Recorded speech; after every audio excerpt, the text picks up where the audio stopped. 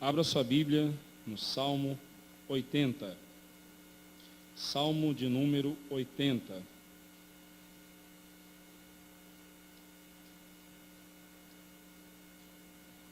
E como temos feito ultimamente, eu lerei o Salmo à medida que eu expor o Salmo, à medida que a mensagem sendo trazida, eu lerei os versículos correspondentes. Antes, vamos orar ao Senhor mais uma vez, pedir ao Senhor que nos abençoe. Vamos orar. Eterno Deus, cuja glória mortal algum pode contemplar, sem que seja por meio de teu Filho Jesus Cristo, sem que Jesus o tenha justificado e assim o preparado para a tua glória.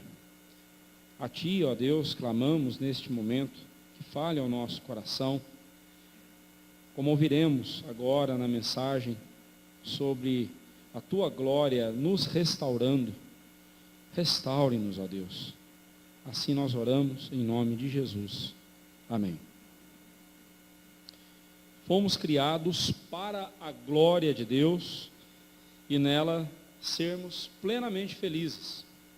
É impossível você, como um crente em Cristo Jesus, se satisfazer, ser plenamente feliz fora da glória de Deus, fora do contato ou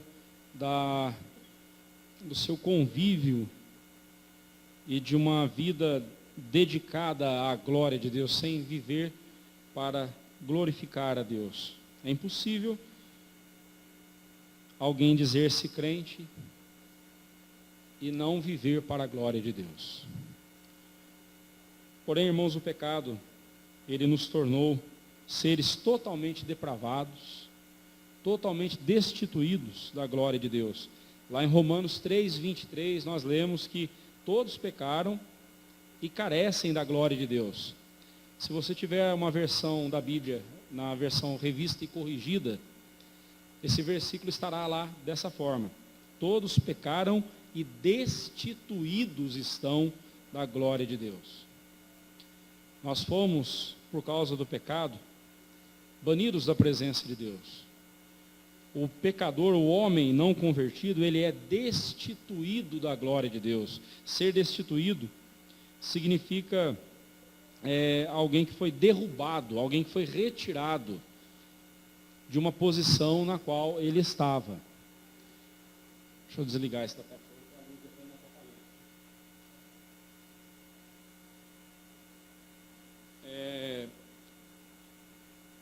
Alguém destituído da glória de Deus está afastado da presença de Deus, está literalmente caído. Daí a expressão queda, para falarmos do pecado, né? Mas somente quando Cristo salva o pecador, é que o pecador então pode se aproximar de Deus e novamente viver para a glória de Deus. E de fato viver para a glória de Deus, fazendo aquilo que Deus já havia planejado quando Ele criou o ser humano, né? De todas as coisas que o homem mais necessita, sem dúvida alguma, dentre elas, o ser reconduzido à presença de Deus, o ser restaurado por Deus, o ser restaurado na presença de Deus e estar em contato com a glória de Deus é a coisa mais importante. A isso nós damos o nome de restauração. Sermos reconduzidos à presença de Jesus. Por isso que na nossa versão da Bíblia, Romanos 3:23, aparece como estamos carentes da glória de Deus. Todos pecaram e carecem da glória de Deus. Somos carentes da glória de Deus. Não há nada nesse mundo que você necessite mais do que a glória de Deus. Não há objetivo de vida mais importante do que viver para a glória de Deus. E este salmo fala disso. Este salmo fala de reconciliação com Deus, de restauração. Nós necessitamos ser restaurados por Deus. Sim, restaurados à posição de santidade para a qual Deus nos criou. Até aqui nós temos visto que nos Salmos de Asaf, ele enfatiza muito a disciplina de Deus. E a disciplina de Deus é o meio pelo qual Deus traz de volta para si os seus filhos, que por algum motivo desobedeceram. E neste salmo, então, nós veremos este assunto, Deus restaurando o coração dos seus filhos. Quanto à ocasião em que este salmo foi escrito, os comentaristas, em geral, concordam que Asaf falou profeticamente, inspirado pelo Espírito Santo, a respeito do reino do norte, Israel, que haveria de cair sob o poder dos assírios, no ano 721 a.C., portanto, uns 300 anos depois, uns 200 anos depois de Asaf. Então, Israel haveria de cair sobre o poder dos inimigos. Porém, quando nós lemos aqui no verso 2, perante Efraim, Benjamim e Manassés. Benjamim, Efraim e Manassés eram tribos de Israel, e em especial Benjamim era uma tribo do sul, do reino de Judá. Então aqui, essa tese de que Asaf estava falando apenas voltado para o reino do norte, ela cai por terra, porque aqui nós vemos que ele fala para todo o povo de Israel, né, como uma nação, e não como dois reinos divididos, mas como uma nação só. Então ele alerta Israel quanto ao perigo de afastar-se do Senhor, e de que em afastando-se do Senhor, Deus haveria de discipliná-los e depois restaurá-los, né? Quanto à autoria deste salmo, aí no título está assim: ao mestre de canto, segundo a melodia, os lírios, testemunho de Asaf. Salmo, é um hino, é um cântico. Salmo é um cântico, um hino. Mas a tradução mais organizada das palavras aqui desse título ficaria assim: para o diretor de música, para a melodia, os lírios da aliança, ou os lírios do testemunho. Salmo de Asaf. Então, agora, quanto a essa melodia, os lírios do testemunho, ou os lírios da aliança, nós não sabemos muito sobre essa melodia, aliás, quase nada. Mas este salmo, como nós veremos no final dele, ele fala sobre a aliança de Deus com o seu povo. Então este salmo, quando os judeus entoavam este salmo, este hino, eles relembravam em seus corações a aliança que Deus havia feito com eles. E meus irmãos, não tem como nós louvarmos a Deus verdadeiramente se nós não falarmos das obras que Deus fez, e especialmente da aliança que Ele estabeleceu conosco. Este salmo então vem nos falar sobre a restauração de Deus, e não só uma restauração promovendo benefícios em nossa vida, mas também uma restauração que promove o fortalecimento dessa aliança, a continuidade dessa aliança de Deus com o seu povo. Quero que você tenha isso em mente enquanto nós meditarmos neste salmo.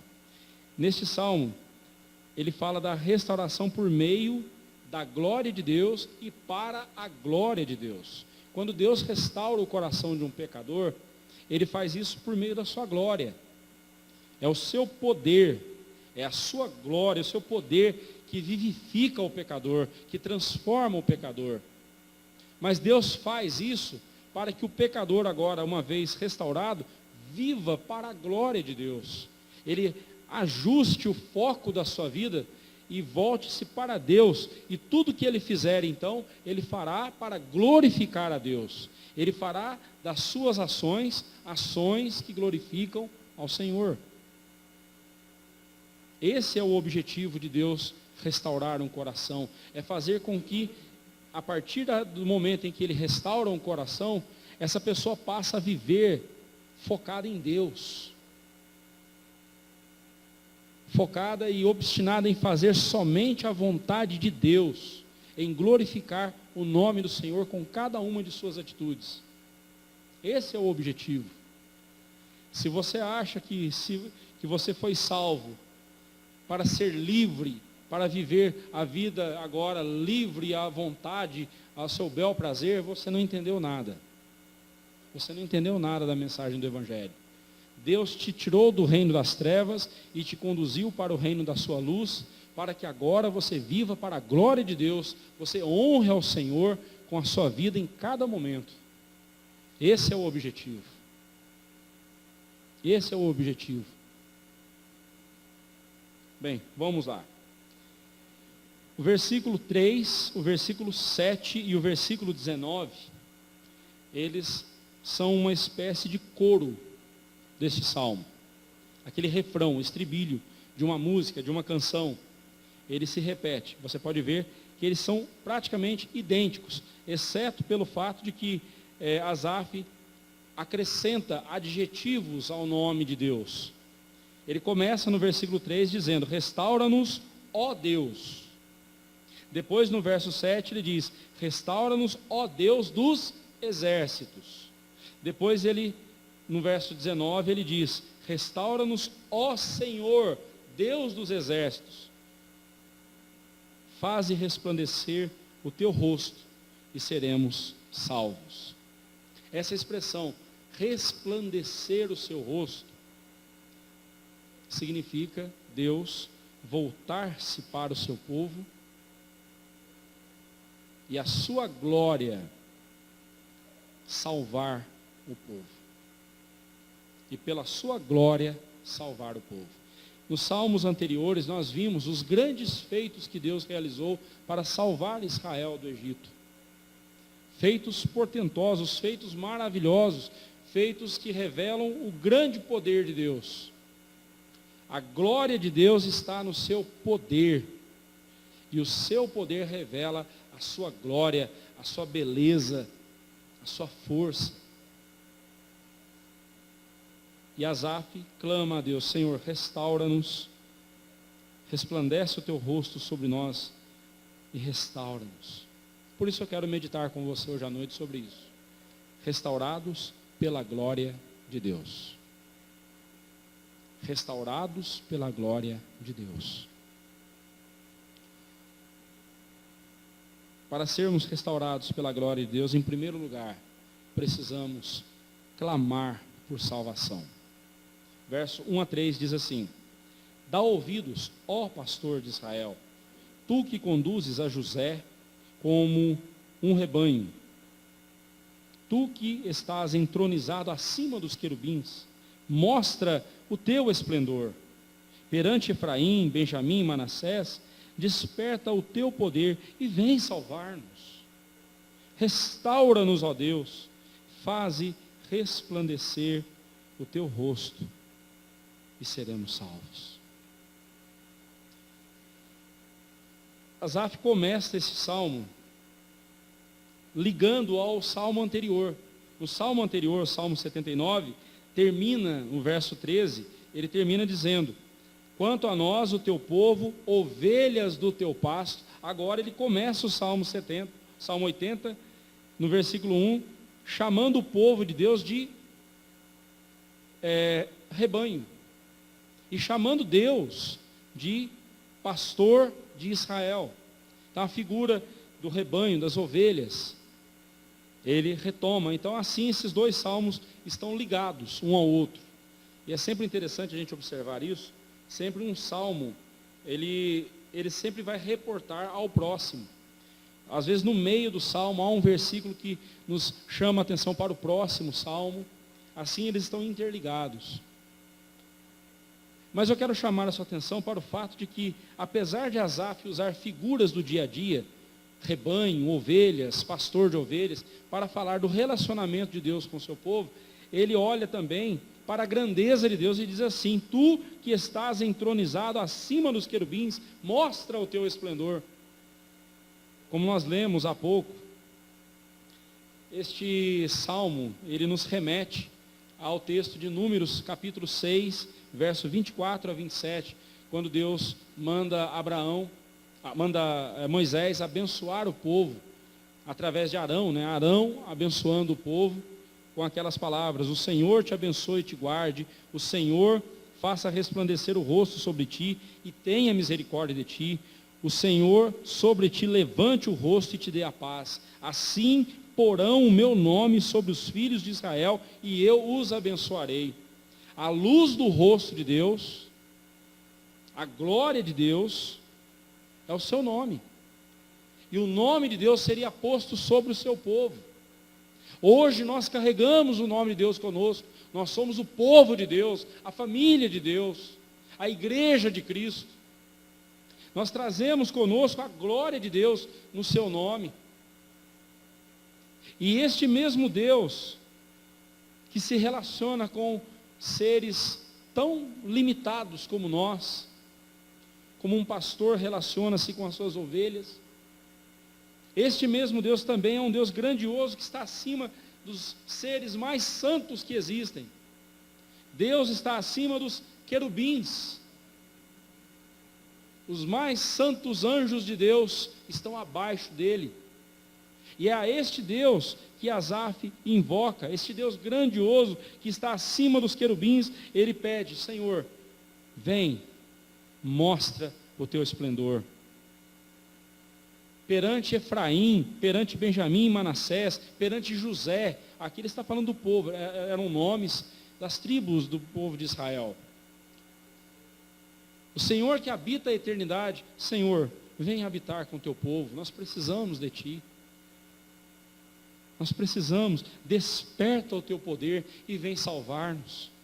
Vem agir em nosso favor, tem misericórdia de nós. Irmãos, enquanto não clamarmos pela salvação de Deus, não seremos restaurados. Enquanto não clamarmos para que Deus nos salve, enquanto o pecador não clama a Deus pedindo para salvá-lo, para ter misericórdia, para vir ao seu encontro e salvá-lo, o pecador não será restaurado e não será salvo. O Filho de Deus, que porventura tenha caído em pecado e tenha se afastado, se apartado da comunhão com Deus, ele só será restaurado no momento em que ele clamar a Deus por salvação. Vem, Senhor, desperta o teu poder, vem salvar-nos. Vem me salvar, Senhor. Essa é a oração que nós devemos fazer se quisermos de fato ser restaurados por Deus. Essas palavras finais do verso 2 nos lembram o texto de Números, capítulo 10, versículo 35, na ocasião quando o povo de Israel ia levantar o acampamento, ia continuar a sua marcha pelo deserto, quando Deus dizia a Moisés: Moisés, manda o povo marchar. Então Moisés se voltava para o tabernáculo do Senhor e dizia: levanta-te, Senhor, e dissipados sejam os seus inimigos. Era essa frase, essa palavra, era a palavra de ordem para que os sacerdotes desmontassem o tabernáculo, pusessem ele nas costas e saíssem marchando. E atrás dos sacerdotes, carregando os levitas, carregando o tabernáculo todo desmontado, então vinham as 12 tribos de Israel seguindo, as outras 11 tribos seguindo os levitas. E onde Deus mandava que o tabernáculo fosse montado novamente, ali eles montavam o arraial, o acampamento. Então Moisés aqui, Asaf tem em mente as palavras de Moisés: levanta-te, Senhor, e vem agir em nosso favor, dissipem os inimigos, vem salvar-nos. O pecador só pode ser salvo no dia que ele levanta suas vozes a Deus e clama: Senhor, vem me salvar, salva-me dos meus inimigos. E que inimigos são esses?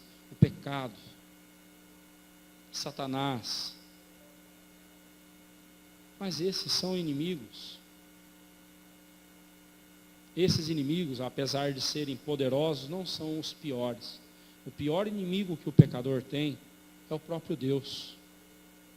É o próprio Deus, porque enquanto o pecador não se reconcilia com Deus, ele está em inimizade com Deus. Romanos 5, versículo 10, diz isso. Porque nós, quando éramos inimigos, Deus a seu tempo se reconciliou conosco. Então há um momento na vida do ser humano, antes da sua conversão, ele é um inimigo declarado de Deus. E essa inimizade só pode ser desfeita se Deus o perdoar.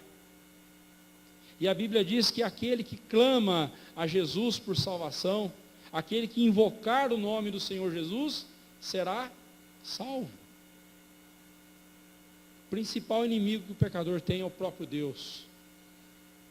Mas no momento em que ele clama por salvação, esse Deus que é santo, justo, mas é o inimigo principal do pecador, esse Deus então se volta amorosamente para o pecador e misericordiosamente estende a sua mão e o perdoa e o salva.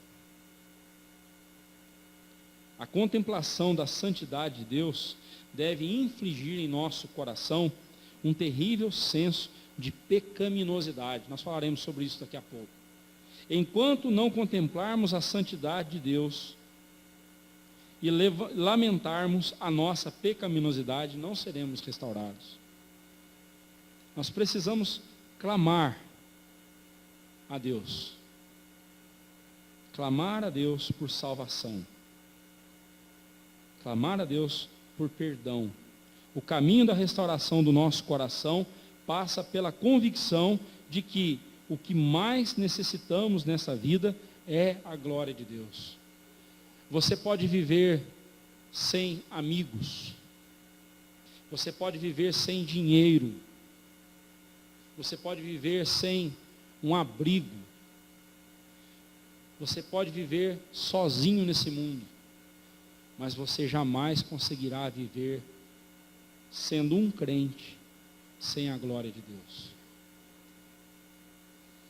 Você, como filho de Deus, como salvo em Cristo Jesus, você jamais conseguirá viver sem glorificar a Deus. E se você consegue passar um dia, uma semana, um mês da sua vida sem se preocupar em glorificar a Deus, sem se preocupar com a glória do nome de Deus, em honrar a Deus, então você deve urgentemente investigar o seu coração diante de Deus. É bem provável que você esteja se enganando em relação à sua salvação. É bem provável que você esteja se enganando em relação à sua salvação, achando que você é um salvo, quando de fato você não é. Tome cuidado, meu irmão. Tome cuidado para não se enganar. Aquele que é salvo pela glória de Deus, vive para a glória de Deus. O seu objetivo é glorificar a Deus. O seu objetivo é exaltar a Deus o tempo todo. E quando ele falhar em glorificar a Deus, se arrependerá, pedirá o perdão de Deus e clamará a Deus: Senhor, vem, restaura-me, Senhor. Eu preciso ser restaurado. Eu preciso ser restaurado àquele estado de comunhão que eu tinha com o Senhor. Como disse Wiersbe, pedir que Deus faça resplandecer o seu rosto é o mesmo que pedir: restaura nossa condição anterior de bênção e de relacionamento com o Senhor. Nos lembra Apocalipse 2:5. Lembra-te, pois, de onde caíste, arrepende-te e volta às primeiras obras. Se você abandonou o primeiro amor em algum momento em sua vida, lembra onde foi que você se apartou de Deus. Lembra onde foi que você tropeçou e caiu. Arrependa-se e peça a Deus forças para voltar a praticar as obras do primeiro amor, para glorificar o Senhor. Não queira viver de outra forma, a não ser para glorificar a Deus. Não queira viver de outra forma que não seja viver para glorificar a Deus. Porque se você fizer isso, você não encontrará sentido nessa vida. Porque o sentido da nossa vida é viver para a glória de Deus. Foi para isso que nós fomos criados. Foi para isso que Cristo nos salvou. Em segundo lugar, para sermos restaurados por Deus, precisamos também confessar o nosso pecado. Verso 4 a 7. Ó Senhor, Deus dos exércitos, até quando estarás indignado contra a oração do teu povo? Dás-lhe a comer pão de lágrimas e a beber copioso pranto. Constituís-nos em contendas para os nossos inimigos. constitui-nos em contendas para os nossos inimigos, e os nossos vizinhos e os nossos inimigos zombam de nós a valer. Restaura-nos, ó Deus dos exércitos, faze resplandecer o teu rosto e seremos salvos. Asaf começa aqui, o verso 4, começa essa parte do Salmo, chamando Deus de Senhor, Deus dos exércitos. Essa expressão Senhor, Deus dos exércitos, ele voltará a repeti-la lá no versículo 19.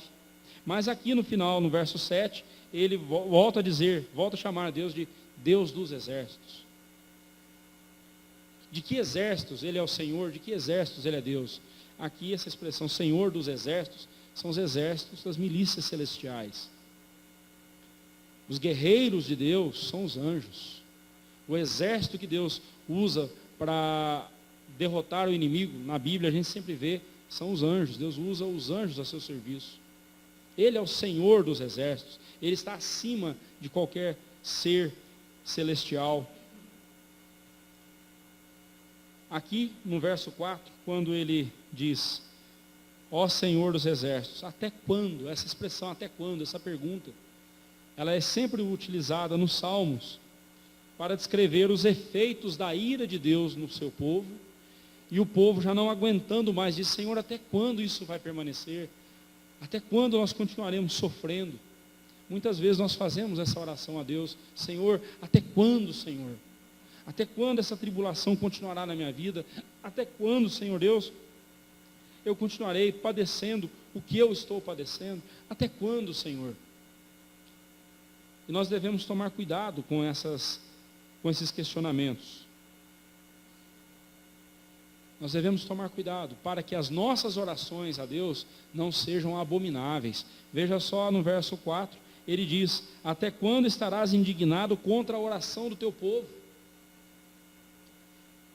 Em Provérbios capítulo 28, verso 9, nós lemos, o que desvia os ouvidos de ouvir a lei, até a sua oração é abominável.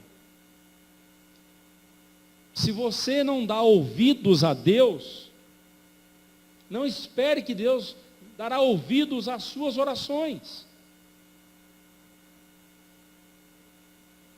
Se você não tem paciência para ouvir a palavra de Deus, se você não tem a disciplina, a autodisciplina de assentar-se diante da palavra de Deus e ouvi-la,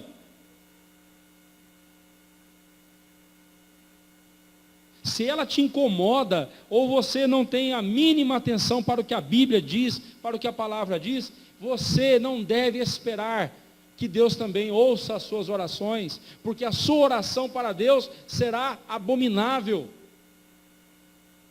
Será algo que Deus reprovará.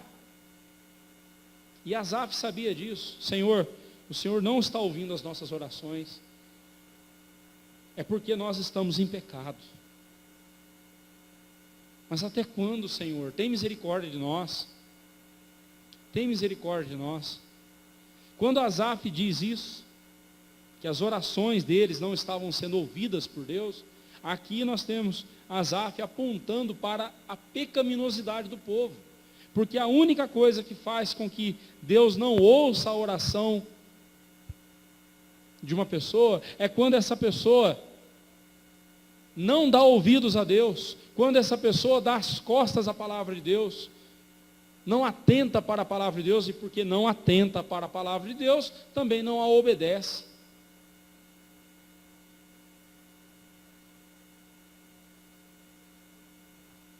Também não obedece. E alguém que não obedece à palavra de Deus não deve alimentar esperança alguma de ser ouvido por Deus em suas orações. Não significa que você deve obedecer a Deus para Deus te ouvir. Você tem que obedecer a Deus por amor a Deus.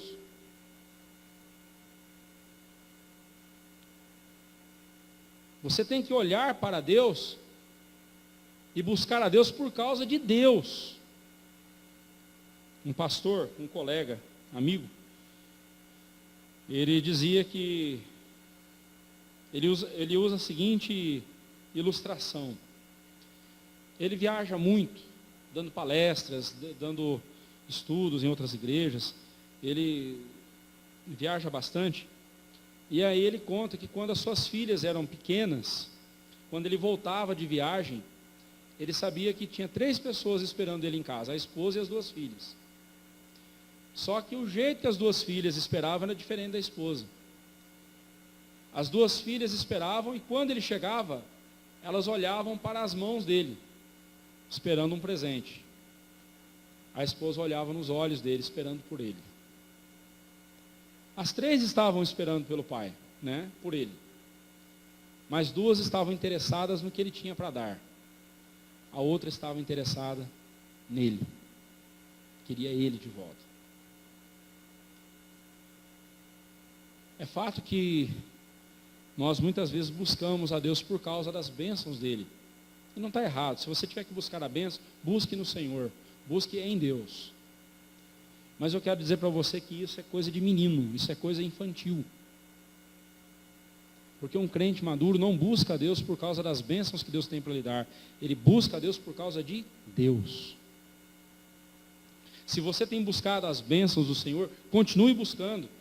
Você está buscando na pessoa certa. Só Deus pode te abençoar. Mas não busque a Deus por causa das bênçãos dele. Busque a Deus por causa de Deus. E não lhe faltará bênção alguma. Busque a Deus. Obedeça a lei de Deus. Não para que apenas Deus te ouça as orações. Não, busque, obedeça a lei de Deus por amor a Deus. E quando você fizer isso, o que vai acontecer é que você reconhecerá o seu pecado. Mas Asaf continua nos mostrando a pecaminosidade do povo. Ele fala que Deus lhes deu a comer pão de lágrimas e a beber copioso pranto. Lá no Salmo 78, verso 15, verso 25, nós vemos que Deus fendeu as rochas no deserto e deu água para o povo, e o povo bebeu abundantemente. No verso 25 do Salmo 78, o salmista fala que Deus deu pão dos anjos, o maná que Deus dava para eles, a comida que Deus dava para eles todos os dias, era o pão dos anjos. O pão dos anjos. Mas agora, era outro pão que eles comiam, era outra água que eles bebiam. Eles estavam comendo o pão de lágrimas e bebiam o seu próprio pranto. É uma expressão dos Salmos que nos mostra o sofrimento que o povo estava passando. É uma linguagem, um eufemismo, uma linguagem figurada, mostrando o sofrimento do povo. E por que Deus permite que nós comamos pão de lágrimas e bebamos o nosso próprio pranto? Por causa do nosso pecado. E enquanto não reconhecermos nosso pecado, enquanto não confessarmos nosso pecado a Deus, nós não seremos restaurados. Clame a Deus por salvação e junto a isso também confesse a Deus o seu pecado. Deus havia posto o povo em contendas com os seus vizinhos. Deus havia permitido que os vizinhos, os inimigos viessem contra Israel e perturbassem Israel. Muitas vezes Deus permite situações desagradáveis acontecerem em nossa vida. Sabe por quê? Porque nós demos as costas a Ele. Toda vez que você estiver passando por um sofrimento, a primeira coisa que você tem que fazer é: Senhor, esse sofrimento que eu estou passando tem a ver com algum pecado que eu cometi, tem alguma coisa a ver com algum erro que eu cometi, alguma desobediência minha ao Senhor. E enquanto você não tiver certeza absoluta, não vá em frente. Tendo certeza que é por conta de um pecado que você cometeu, confesse imediatamente esse pecado a Deus. Peça perdão ao Senhor e peça a Ele que te salve, que te restaure. Nenhum coração pode ser restaurado enquanto não admitir sua pecaminosidade diante de Deus. Enquanto você não entender que o pecado é o grande mal do seu coração, é o grande mal da sua existência, você não será restaurado. Enquanto você não entender que o seu coração é totalmente depravado, é irrecuperável por si só, você não pode fazer nada para recuperar e para restaurar seu coração. Só Deus pode fazer isso. E é por isso que você tem que clamar a Deus por salvação, é por isso que você tem que confessar a Deus o seu pecado. E confessar o pecado a Deus significa dizer: Senhor, eu concordo contigo. O Senhor diz que eu sou pecador e eu concordo com o Senhor. Confessar significa isso, significa dizer a mesma coisa que o outro disse. Não sou eu que te chamo de pecador, seria o sujo falando do mal lavado, o roto falando do rasgado. Quem te chama de pecador é Deus, aquele que é santo, que está acima dos querubins, o Deus todo glorioso. É Ele que nos chama, quem nos chama de pecadores. E enquanto nós não concordarmos: sim, Senhor, concordo com o Senhor, eu sou um pecador irrecuperável por mim mesmo, mas eu sei que o Senhor pode me recuperar, eu sei que o Senhor pode me salvar, eu sei que o Senhor pode me transformar. Transforma-me, Senhor, tem misericórdia, restaura-me, Senhor, tem misericórdia, e Ele te restaurará.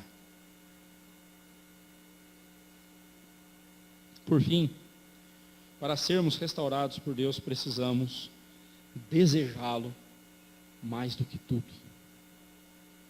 Precisamos desejar Deus mais do que tudo. Verso 8 ao verso 19. Eu lerei por partes. Primeiramente, do verso 8 ao verso 13, nós vemos aqui Asaf fazendo um breve relato de como Deus formou para si o povo de Israel, como Deus fez de Israel um povo. Depois, do verso 14 ao verso 19, ele fala do seu forte anseio por Deus, ele desejava Deus, ele esperava por Deus. E termina falando de uma reafirmação da aliança com Deus. Ele reafirma a sua aliança com Deus. Ele confirma os seus votos com Deus e a sua aliança com Deus. Veja só, primeiramente falando aí de um breve relato de como Deus formou Israel, do verso 8 ao verso 13. Trouxeste uma videira do Egito, expulsaste as nações e a plantaste. Dispuseste-lhe o terreno. Ela deitou profundas raízes e encheu a terra. Com a sombra dela, os montes se cobriram, e com os seus sarmentos, os cedros de Deus. Estendeu ela a sua ramagem até ao mar, e os seus rebentos até ao rio. Porque eles derribaste as cercas, de sorte que a vindimam todos. É uma pergunta, né? Por que lhe derribaste as cercas? De sorte que a vindimam todos os que passam pelo caminho. O javali da selva a devasta, e nela se repastam os animais que pululam no campo. Asaf usa a figura de uma videira, pé de uva, né, uma videira, para retratar como foi que Deus cuidou do Egito, de Israel. Israel estava no Egito, Deus foi lá e tirou Israel do Egito, e trouxe Israel para a terra prometida, como se Deus tivesse pego um ramo de videira e transplantado esse ramo em outro lugar, né? E ali esse ramo floresceu e virou uma parreira, uma videira frondosa que ocupou toda a terra. Se você quiser ver algo tão bonito assim, vá na casa do nosso irmão Alexandre e Fernanda, no segundo semestre. Você vai ver o pé de uva deles lá, todo frondoso. Eu não sei como é que trabalha com isso, mas eu creio que se você arrancar um ramo e levar para sua casa e plantar, vai nascer ali um pé de uva, uma parreira. Mas Deus fez isso com Israel. Pegou Israel e transplantou Israel. Levou Israel para a terra prometida. Chegou na terra prometida, Deus expulsou todos os inimigos ali, todas as nações, e deu a Israel aquela terra, porque aquela terra era de Israel. Deus havia prometido a Abraão, e deu a terra a Abraão, a Israel. Israel cresceu, se tornou uma nação poderosa, se espalhou desde o Jordão até o litoral da Palestina, tomou conta de toda a região, como uma videira que espalha os seus ramos e põe a sua sombra em todo lugar. Mas Israel deu as costas para Deus. Israel desobedeceu a Deus. E então a Bíblia diz que Deus abriu as cercas, tirou a cerca que protegia, tirou a proteção da videira, tirou a cerca que protegia a videira, tirou a proteção de Israel, deixou Israel vulnerável. E o inimigo, ou os inimigos, várias nações vieram contra Israel. Parecia um javali selvagem. Aqui na nossa região a gente ainda não tem esse problema, mas algumas partes do nosso país, porque algum infeliz resolveu trazer o javali para poder caçar, achou muito interessante, hoje virou praga. Em algumas regiões do nosso país, o javali é uma praga e é perigoso, ele não tem predador natural, está trazendo um sério problema para os agricultores. Eu espero nunca dar de cara com um bicho desse quando eu estiver pescando. Embora eu saiba nadar, mas vai que ele resolve também ir atrás, né? O javali é um bicho perigoso, perigosíssimo. E aqui, não só é a figura do perigo, mas também a figura da imundícia, porque o javali é primo, é parente do porco, e o porco é um animal imundo para o judeu. Então o inimigo entrou em Israel, destruiu a vinha, destruiu Israel,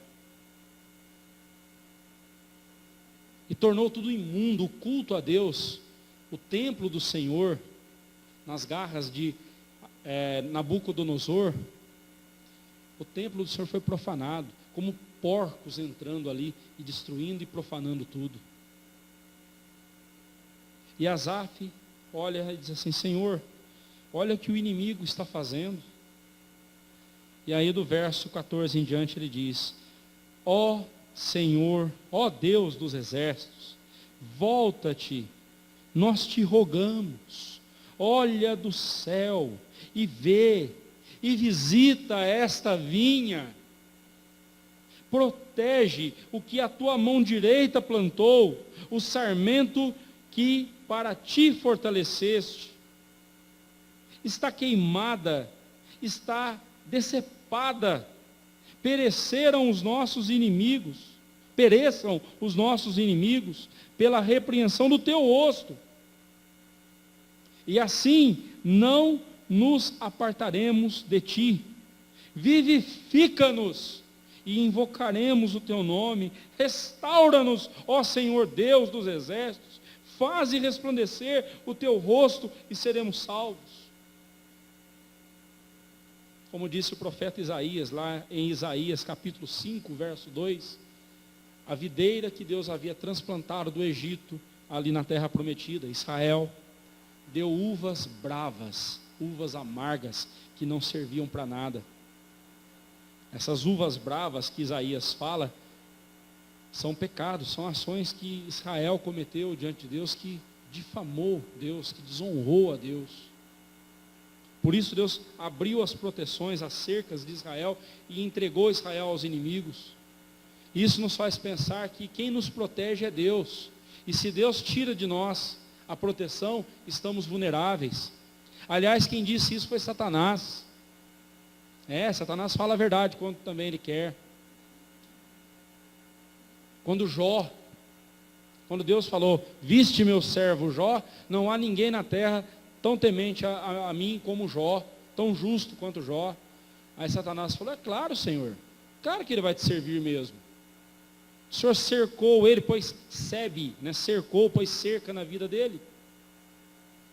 Mas remove a cerca para o Senhor ver o que acontece, se ele vai continuar servindo o Senhor. E nós sabemos a história de Jó, como foi.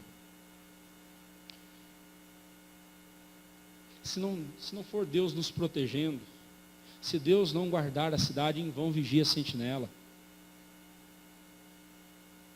Se não for Deus nos protegendo, se não for a poderosa mão de Deus nos protegendo, estamos vulneráveis. Mas se Deus resolve retirar a proteção, para que soframos as consequências do nosso pecado, também haveremos de sofrer e muito.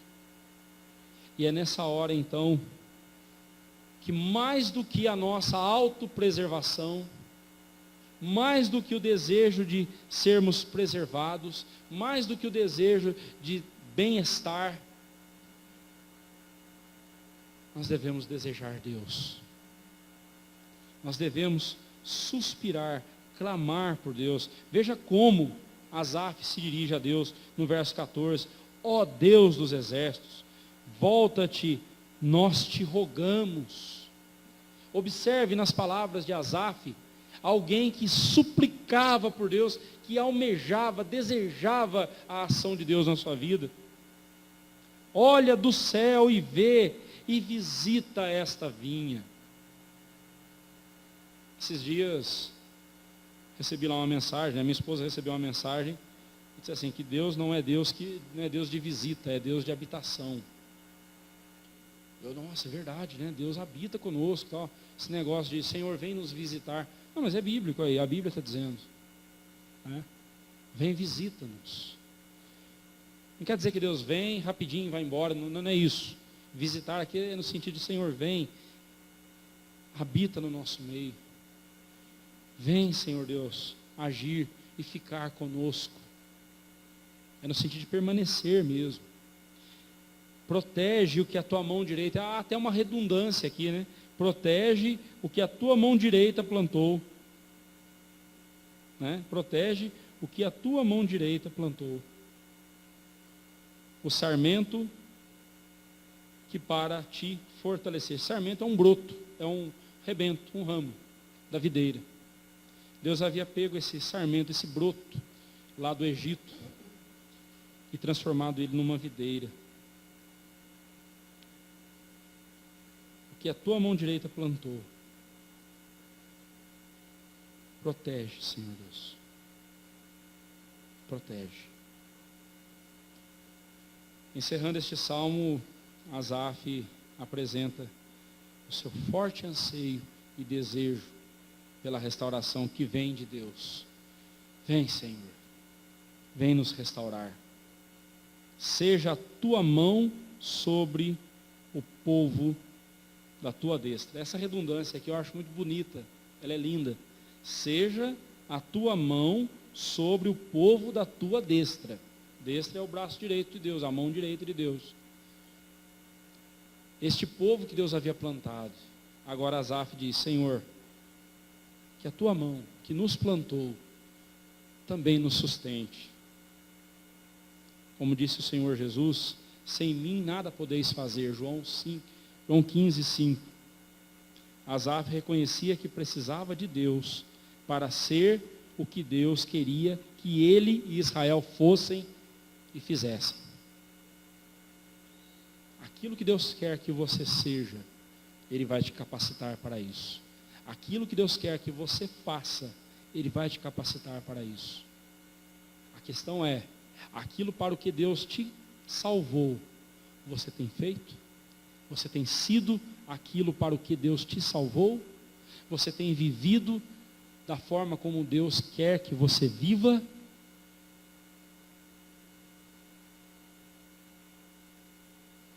Deus nos tirou da escravidão do pecado, do reino das trevas, e nos transportou para o reino do seu Filho, o reino do Filho do seu amor. Você pode ver isso lá em Colossenses capítulo 1, versículo 13. Nós fomos libertos do império das trevas e transplantados no reino do Filho do seu amor. Lá em Gálatas 1, versículo 4, a Bíblia diz que Deus nos desarraigou desse mundo, nos arrancou desse mundo e nos colocou na sua presença. E o profeta Isaías diz assim, que nós devemos florescer como um jardim regado, como um manancial cujas águas jamais faltam. Isaías 58, verso 11. Deus te salvou para você florescer, para você glorificar a Deus com as suas ações, para você florescer para a glória dEle, para que as pessoas vejam em você a glória de Deus, vejam o que Deus pode fazer na vida de um pecador. Pessoas que te conheciam antes da sua conversão, elas se encontrarem com você hoje, após algum tempo, e ao encontrarem com você, elas têm que ficar perplexas, pasmas em ver como a sua vida mudou. Para muitos aí, mudança de vida é o carro que você tem, que você não tinha, agora você tem. A casa que você não tinha e agora você tem. O nome disso é prosperidade. Bem, infelizmente, pegaram a ganância, o pecado da ganância, mudaram o nome, puseram o nome de prosperidade e santificaram o pecado. Mas continua sendo ganância do mesmo jeito. Continua sendo pecado do mesmo jeito. Se alguém que te conhecia antes da sua conversão se encontrar com você hoje, essa pessoa tem de dizer assim: rapaz, mas como que você mudou, hein? Você está diferente. O que foi? Ou se alguém disser assim: puxa vida, você continua a mesma pessoa, né? Fique triste. Fique triste. Se nenhuma diferença for vista na sua vida, fique triste. Clame a Deus por salvação, confesse o seu pecado e diga: Senhor, faz meu coração desejar o Senhor mais do que tudo. Faz o meu coração desejar somente a Ti, somente o Senhor. Faz meu coração querer somente glorificar Teu nome e viver para Te honrar, Senhor. Por favor, faz isso na minha vida. Só o Senhor pode fazer isso. Concluindo, irmãos, ainda quero voltar nesses 3 versículos que formam o refrão, o estribilho desse salmo, versículo 3, 7 e 19. No versículo 3, ele chama Deus de Deus, no hebraico, Elohim. Elohim, que quer dizer Senhor, dono. No verso 7, ele acrescenta e diz: Deus dos exércitos, Elohim Sebaot, no hebraico, ou aquele que é o Senhor e dono das hostes celestiais, dono dos exércitos dos céus, que comanda os anjos, santos anjos, aquele que está acima de todos. E no verso 19, ele chama Deus de Senhor, Deus dos exércitos, Yahvé Elohim Sebaot. Yahvé Elohim Sebaot. Ou seja, ele é o eterno e todo-poderoso. Yahvé significa isso, o eterno, o todo-poderoso, que também é Senhor e dono de tudo e de todos. Há alguém mais poderoso do que Deus para restaurar seu coração? Há alguém nesse universo que é mais capaz do que Deus para restaurar seu coração? Sim ou não? Não. Ninguém mais poderoso do que Deus. Então, quer mudança na sua vida? Busque a Deus. Quer transformação no seu coração? Busque a Deus.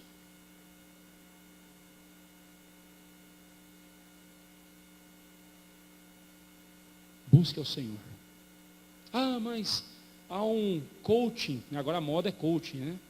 Há um coach aí que é muito bom, há um psicólogo ali que é muito bom, ele tem ali umas teorias. Irmão, você tem certeza que você vai trocar o Deus Todo-Poderoso pelas teorias de um ser humano tão pecador quanto você? Você vai deixar de tomar o remédio para continuar abraçado a um outro enfermo, na esperança de que você vai ser curado? Ninguém em sã consciência faria uma coisa dessas. Não troque Deus, esse Deus que é todo poderoso, este Senhor, Deus dos exércitos, não troque por nada e por ninguém nesse mundo. E se Ele não for o maior desejo do seu coração, dobre o seu joelho na presença de Deus e diga: Senhor, por favor, seja o meu maior tesouro, seja o meu único tesouro. Não há outro bem que eu possua além do Senhor. Não há outro em quem eu me compraza. Meu coração está em Ti, Senhor. Faz meu coração desejar o Senhor mais do que tudo, mais do que qualquer outra coisa, do que qualquer outra pessoa. Faz meu coração, ó Deus, querer ao Senhor somente. Sabe por quê? Porque um coração satisfeito com Deus não terá problema algum com as circunstâncias da vida. O louvor não depende das circunstâncias. A adoração a Deus não depende das circunstâncias. Depende da sua satisfação com Deus. O quanto você estiver satisfeito com Deus é o quanto você quererá adorar a Deus. Que Deus restaure nosso coração.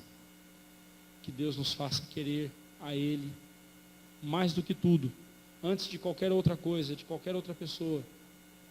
Que Deus seja o nosso maior amor, maior desejo, maior tesouro da nossa alma. Amém.